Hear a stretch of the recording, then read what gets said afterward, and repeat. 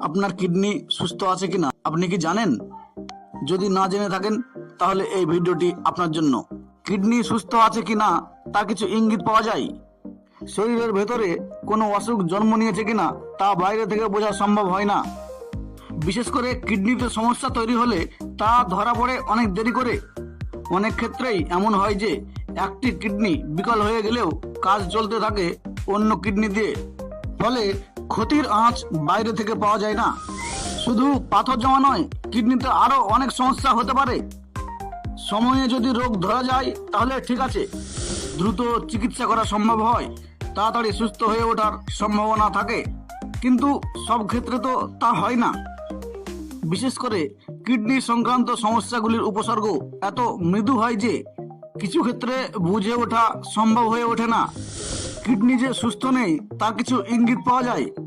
সেই লক্ষণগুলি কি তা জানা থাকলে সতর্ক হওয়া সম্ভব। কিডনি ঠিকঠাকভাবে কাজ না করতে পারলে দেহের অপ্রয়োজনীয় বর্জ্য পদার্থগুলি মূত্রের মাধ্যমে বাইরে বেরোতে পারে না। এটি অনিদ্রার অন্যতম কারণ।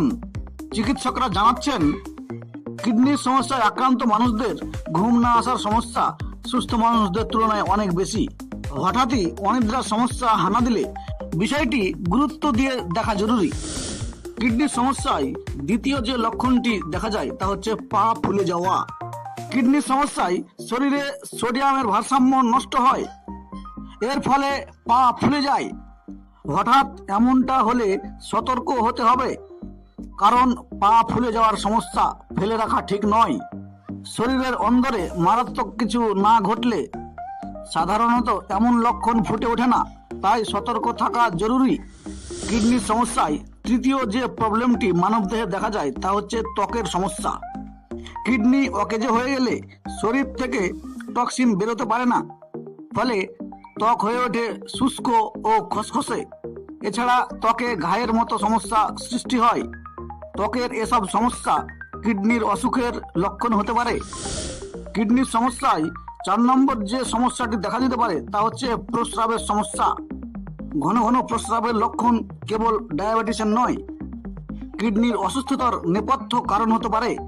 বিশেষত রাতে স্বাভাবিকের তুলনায় বেশিবার মূত্র ত্যাগ করলে সতর্ক হওয়া জরুরি। এছাড়া প্রস্রাবের সঙ্গে যদি রক্তপাত হয় তাহলেও বাড়তি সতর্কতা নিতে হবে। কিডনির সমস্যায় 5 নম্বর যে সমস্যাটি দেখা যায় সেটা হচ্ছে মাঝে মধ্যে জ্বর আসা। ঠান্ডা লাগেনি অথচ জ্বর আসছে কোনো কারণ ছাড়াই, একদম সাবধান হয়ে যান। কিডনির সমস্যার কারণেও কিন্তু মাঝে মধ্যে এরকম জ্বর হতে পারে। এরকম উপকারী হেলথ টিপস পেতে পেজটি ফলো করে রাখুন।